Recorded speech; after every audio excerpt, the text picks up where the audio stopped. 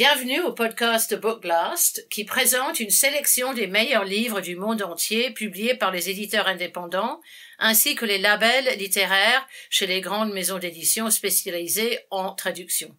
Aujourd'hui, je suis ravie d'interviewer Fatima Das, la révélation de la rentrée littéraire en 2020.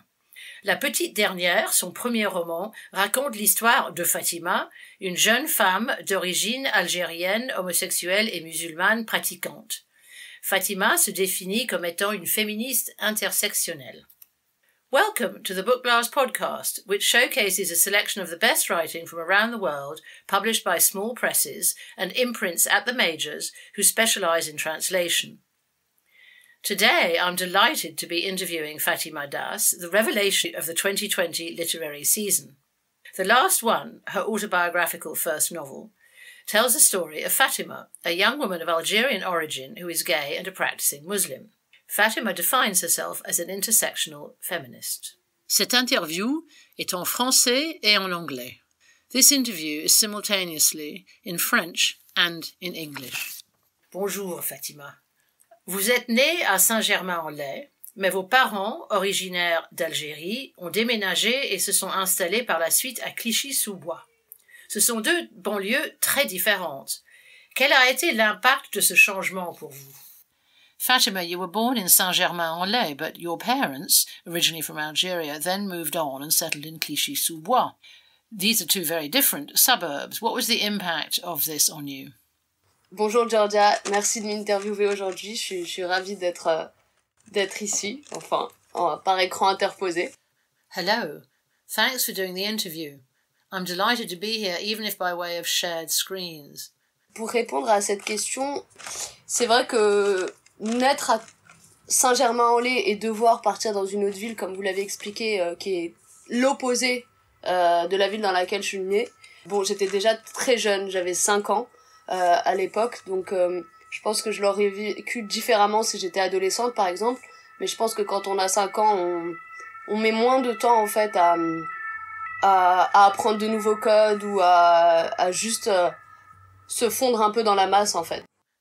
To answer you, it's true, I was born in Saint-Germain-en-Laye and then had to move to a place that is the total opposite, even though I was only 5. At that young age, one takes less time to learn new ways of being and to blend in with everyone than if I'd been a teenager, which would have been a very different experience.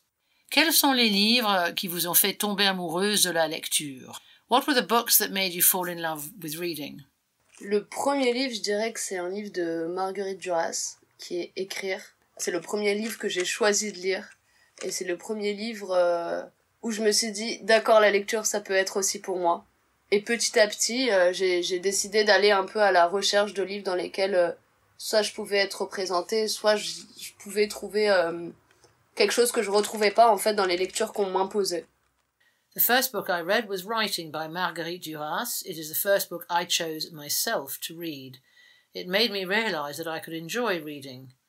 Little by little, I went off in search of other books to read and in which I could see myself and find common ground in a way that was not possible in the books that were given to me to read. À l'école, on apprend que les classiques, déjà, que ce soit au collège ou au lycée ou alors même à la fac. Bon, ça change un peu à la fac, il y a quand même plus d'ouverture, je trouve, selon les cours qu'on prend. Mais c'est quand même très français, très blanc, et que du coup, quand on accède à l'université, on se rend compte qu'il n'y a pas un champ élargi, en fait, qu'il n'y a pas un champ des possibles élargi et que on reste encore dans quelque chose de très fermé, et donc on se rend compte qu'on peut pas se voir, en fait, dans des histoires, et on se rend compte qu'il y a un réel problème en France à partir du moment où on parle pas de toutes les personnes qui existent en France et qu'on a l'impression que le français est qu'une seule personne. Et qu'on refuse ce mot un peu, un peu cliché, mais de diversité, quoi. At school or high school or sixth form college, you're just given the classics to read, and even at uni, it's very French and very white. When you get to uni, you realise that it's a very narrow, enclosed field of study, and you cannot see yourself. It isn't an open playing field. There's a real problem in France, in that all the people who exist in this country are not talked about, and there's a refusal to acknowledge diversity, a cliched word perhaps, but a reality. Vers la fin de votre adolescence, vous avez participé à des ateliers d'écriture animés par Tanguy Viel. Quelle était votre idée de la vie d'écrivain à l'époque? In your late teens, you participated in writing workshops led by Tanguy Viel. What was your idea of a writer's life back then? J'avais une idée encore très floue de ce que c'est un écrivain. Quand j'étais adolescente, je me disais qu'on pouvait très rapidement, par exemple, vivre de l'écriture et que c'était quelque chose, entre guillemets, de facile à avoir, ce statut-là. Et j'avais l'idée aussi que c'était une vie apaisante, tranquille, et que ça pouvait être très fluide, en fait. Donc j'avais une image du travail d'écrivain très fantasmé, quoi. As a teenager, I had a very vague idea of what a writer does. I thought it was very easy just to sit and write, an easy status to achieve. I thought it was a peaceful existence. It was a bit of a fantasy. Déjà, je me rendais pas compte de tout ce qu'il y avait à côté, c'est-à-dire de parler de ce qu'on écrit. Ça, je savais pas du tout que c'était quelque chose forcément qui se faisait quand on avait un public ou quand on nous invitait à en parler. Ça, je voyais pas du tout cette dimension pendant très longtemps. I knew nothing about all that comes with being a writer and discussing what you write, or that you have readers and are invited to talks and you speak with them. I had no idea about any of that. Depuis combien de temps écriviez-vous? Votre famille a-t-elle soutenu votre désir d'écrire? For how long had you been writing? Was your family supportive of your storytelling? Alors, j'écris depuis que j'ai 12-13 ans. Et c'est quelque chose qui est venu très rapidement et qui a été soutenu à la fois par ma famille et par mes amis. Quand c'est devenu quelque chose de sérieux, parce qu'au départ, j'écrivais seulement pour moi. Donc, pendant l'adolescence, c'était juste pour moi. Donc, je faisais pas lire mes textes. Mais dès que c'est devenu quelque chose que je partageais, oui, on m'a encouragé à le faire et ma famille m'a soutenu jusqu'à même la publication du roman. Et c'est important. I've been writing since I was 12 or 13. It came naturally. I was supported by my family and friends when it got serious, since to begin with as a teenager, I just wrote for me. But when it got serious and I shared what I was doing, then I was actively encouraged. Votre premier roman, La Petite Dernière, raconte l'histoire de Fatima et de sa famille, vivant dans l'une des banlieues les plus défavorisées économiquement de la périphérie de Paris, là où les troubles de 2005 ont commencé, déclenchant les émeutes dans tout le pays. Avec cela et l'histoire compliquée de la France et de l'Algérie à l'esprit, le mouvement récent Black Lives Matter a-t-il contribué à éclairer et à soutenir des perceptions alternatives défiant le récit officiel des événements historiques? Et à quoi ressembleraient les vrais progrès? Your first novel, the last one, tells the story of Fatima and her family living in one of the most economically disadvantaged suburbs on the outskirts of Paris, which is where the 2005 civil unrest started, triggering nationwide rioting. With this and the complicated history of France and Algeria in mind, has the recent Black Lives Matter movement helped to illuminate and support alternative perceptions challenging the official narrative of historical events? What would real progress look like? Je pense que dans les luttes, il y a toujours une manière d'éclairer d'autres luttes, en fait, même si c'est pas forcément les mêmes. Et ce que j'ai pu constater aussi, c'est que, par exemple, en France, il y a un déni du racisme qui existe, en fait. C'est comme si, en France, voilà, on dit que le racisme n'existe pas. Et que je pense que dans d'autres pays, voilà, on est à un autre stade. On n'est pas dans le déni de ces discriminations-là. I believe that struggles have a way of illuminating other struggles, even if they are different. For example, in France, there is a denial that racism exists. It simply doesn't exist. Whereas in other countries, they've reached another level. There's no longer denial or discrimination of that kind. La Petite Dernière a la particularité d'être comme un long poème en prose qui rappelle la poésie épique orale traditionnelle kabyle et le lyrisme urbain des rappeurs du genre Eminem, Sniper et PNL. Votre langue est forte, puissante, visuelle et viscérale. Si Marguerite Duras, Annie Ernaux et Virginie Despentes sont citées comme influences, qu'y a-t-il de si séduisant chez elles? Sont-elles à vos côtés pendant que vous écrivez? The last one is unusual in that it is like a long prose poem reminiscent of traditional Kabyle oral epic poetry and the urban lyricism of rappers like Eminem, Sniper and PNL. Your language is powerful, visual and visceral. Marguerite Duras, Annie Ernaux and Virginie Despentes are cited as influences. What do you find so seductive about them? Are they by your side while you write? Elles sont forcément à mes côtés quand j'écris, dans la mesure où je suis influencée par les textes que j'ai lus, que j'ai choisi de lire. Donc elles sont forcément dans ce que je mets. Et puis dans mon roman, voilà, c'est des écrivaines que je cite, Duras et Ernaux. Et puis oui, il y a d'autres écrivains qui sont venus au fur et à mesure alimenter mes textes et m'accompagner, qui sont aussi Abdelataya par exemple, non seulement de l'avoir rencontré, ça m'a beaucoup aidé à accepter d'écrire sur ce que j'ai écrit, à l'endroit où j'ai écrit, et c'est des textes qui m'ont... Je me suis dit en fait, mais comment j'ai pu passer à côté de ça pendant toutes ces années, quoi. Comment j'ai pu passer à côté des textes d'Abdelataya pendant toutes ces années. They're by my side as I write, insofar as I'm influenced by the books I chose to read, and I quote them in my novel, yes. I then went on to read other writers who nourished and inspired me. Abdelataya, for example, our meeting helped me accept what I was writing, and I asked myself how could I have missed out on his writing for so many years. A note to listeners, Abdelataya is published in America by Seven Stories Press, and he's the first openly gay Arab writer. L'Afrique du Nord a-t-elle eu une influence sur votre imagination littéraire? Vous-même revendiquez-vous la culture africaine?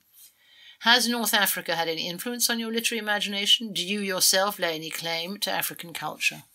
Alors oui, à la fois africaine et nord-africaine et algérienne, je dirais.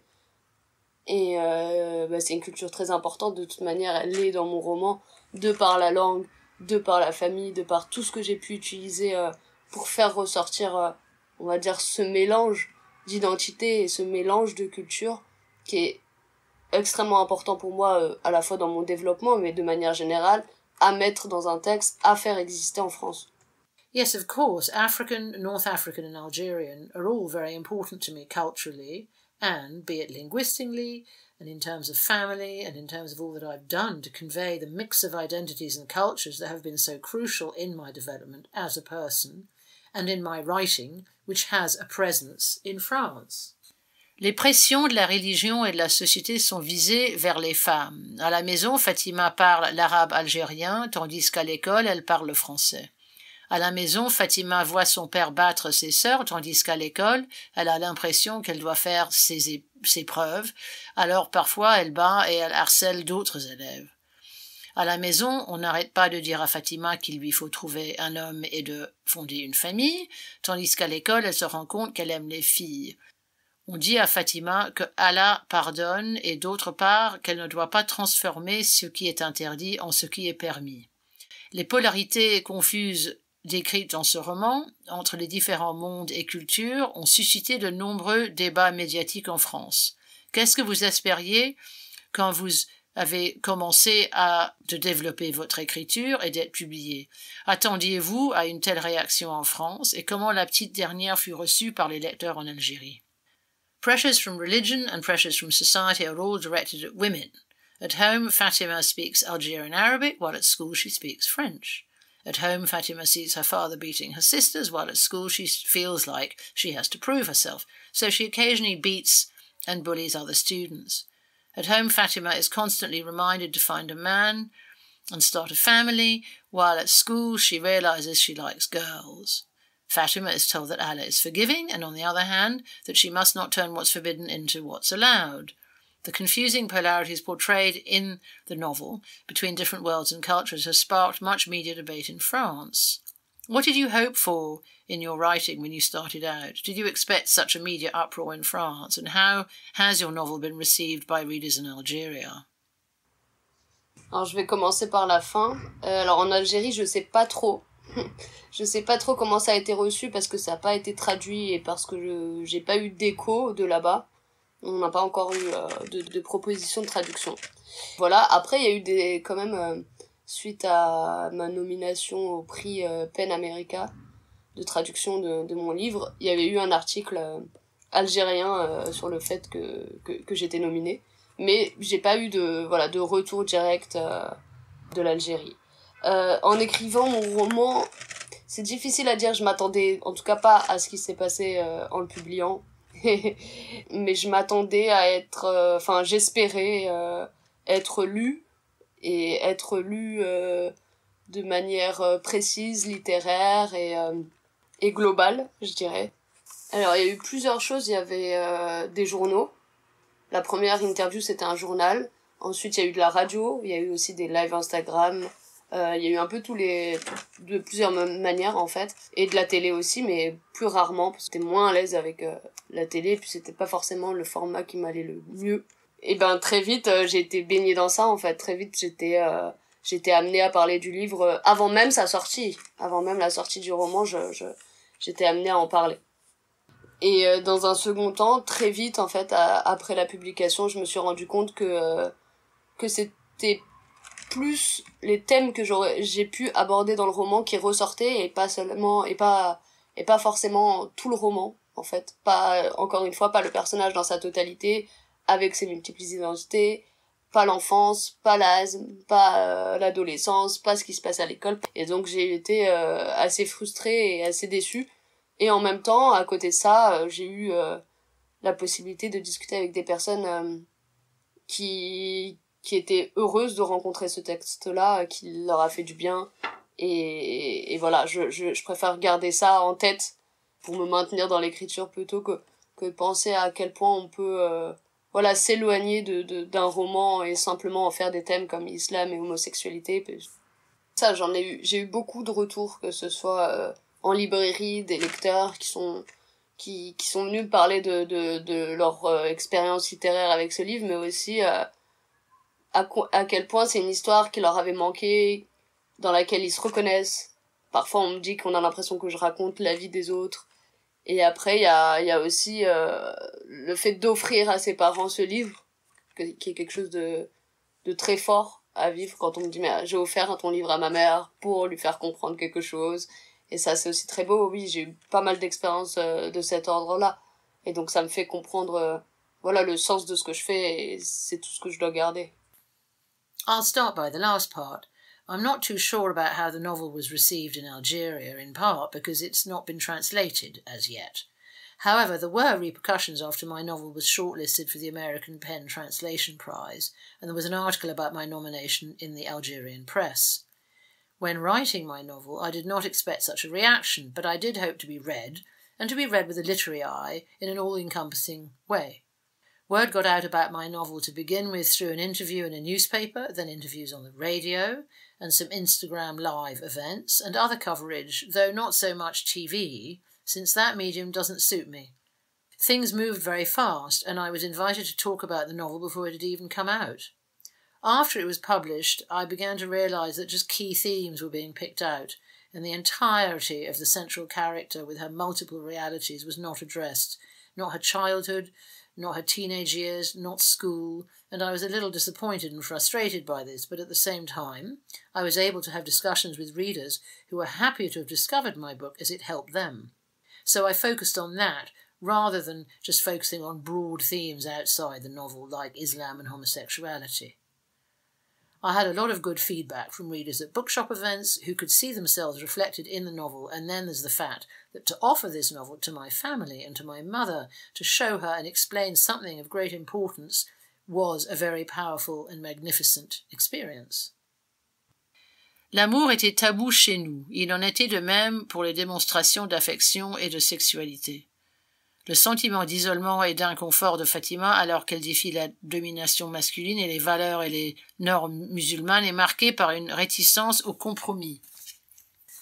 Elle est franche sur ses diverses relations avec les femmes et sa foi religieuse, d'où viennent sa puissante confiance en soi et sa capacité à briser les tabous. Love was taboo in our home, so were shows of affection and sexuality. Fatima's sense of isolation and discomfort as she challenges male domination and Muslim ethical values and norms is marked by a rebellious unwillingness to compromise. She is candid about her various relationships with women and her strong religious beliefs.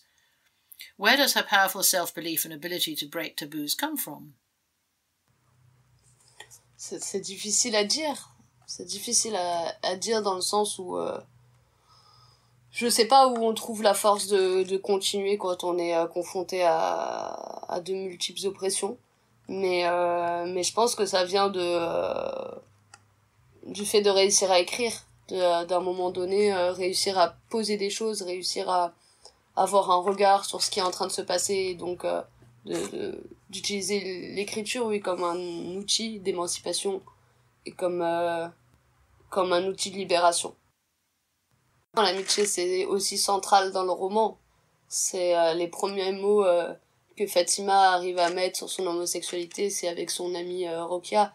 Et donc, bien sûr, c'est indispensable, je dirais, d'avoir des mains tendues pour sortir la tête de l'eau dans ces moments-là. Parce que on se sent déjà extrêmement seul, alors si on n'a pas une amitié forte à côté, c'est très difficile d'avancer tout seul, quoi. It's hard to say. It's hard to say in that I don't know where the strength to keep on going comes from when one is up against pressures of all kinds.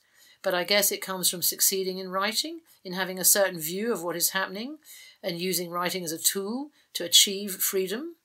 And friendship is central to the novel.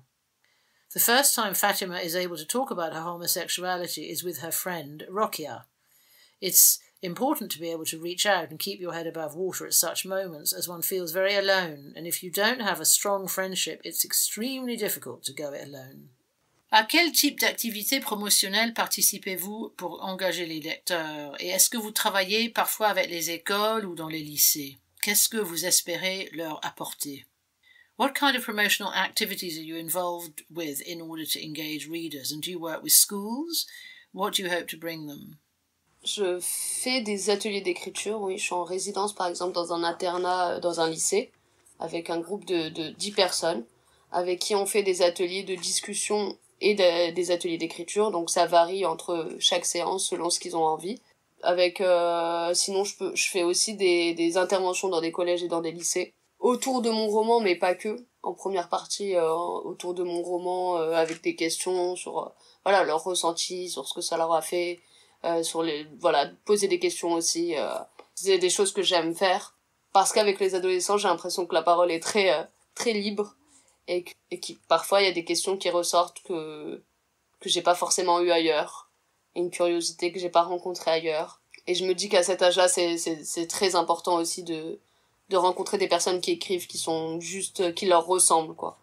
Qui parlent à peu près le même langage, qui vient aussi, par exemple, de banlieue. Et voilà, arrêter un peu cette idée que l'écriture est déjà impossible d'entrer ou que les écrivains sont morts, ou rendre ça un peu plus vivant. I do writing workshops in sixth form colleges, and I'm a writer in residence at a lycée attended by a group of 10 people, where we have discussions as well as writing workshops. It all depends what they're in the mood for. We focus on my novel, but also how they feel about it, their perceptions, and I ask them questions too. I love doing this because teenagers are free thinkers and curious and open-minded, and I tell myself that at that age it's very important to meet writers who are familiar and who speak the same language, have the same references, who are from the banlieue, and it's important to bring writing alive in order to run counter to the view that writing is a difficult path to go down and all writers are dead. Pourriez-vous, s'il vous plaît, terminer cette interview en lisant une page et je la lirai ensuite en anglais? Could you please finish this interview by reading one page and I will then read it in English? Alors, je vais choisir la page 115. Ça rejoint ce qu'on s'est dit pendant cette interview. I've chosen to read page 115, which relates to some of what we discussed during this interview. Je m'appelle Fatima Daas. Je suis française d'origine algérienne. Mes parents et mes sœurs sont nés en Algérie. Je suis née en France. Mon père disait souvent que les mots, c'est du cinéma. Il n'y a que les actes qui comptent. Il disait smata, qui signifie insister jusqu'à provoquer le dégoût quand il voyait à la télé 2 personnes se dire « je t'aime ». Par ailleurs, je crois que c'est terrible de dire « je t'aime ». Je crois que c'est aussi terrible de ne pas le dire, de ne pas réussir, s'en empêcher. L'amour, c'était tabou à la maison, les marques de tendresse, la sexualité aussi. My name is Fatima Daas. I'm French of Algerian descent. My parents and my sisters were born in Algeria. I was born in France. My father would always say that words are for show, that only actions count. He would say smata, which means over the top, to the point of disgust, whenever he saw two people on TV tell each other, "I love you." Incidentally, I think it's terrible to say "I love you." I think it's just as terrible not to say it. To fail, to stop yourself. Love was taboo in our home. So were shows of affection and sexuality. Eh bien, merci Fatima, merci. La petite dernière de Fatima Das, traduit par Lara Vergniaud, est publiée par Hope Road Publishing en Angleterre et par les éditions Noir et Blanc en Suisse. Ce podcast vous est présenté par Bookblast. Pour en savoir plus entre les épisodes, visitez le journal en ligne Bookblast Diary. Merci à vous tous d'avoir écouté cet épisode du Bookblast podcast. The last one by Fatima Das, translated by Lara Vergniaud, is published by Hope Road Publishing and available from online outlets such as Waterstones, Foyles, Daunt Books, Hive and bookshop.org. A review of the novel can be read online at the Bookblast Diary. To buy the last one from your local independent bookseller, you can find your nearest store by visiting booksellers.org.uk. This podcast is brought to you by Bookblast. Special thanks to author Fatima Das for her time, and thank you all for listening to this episode of the Bookblast podcast.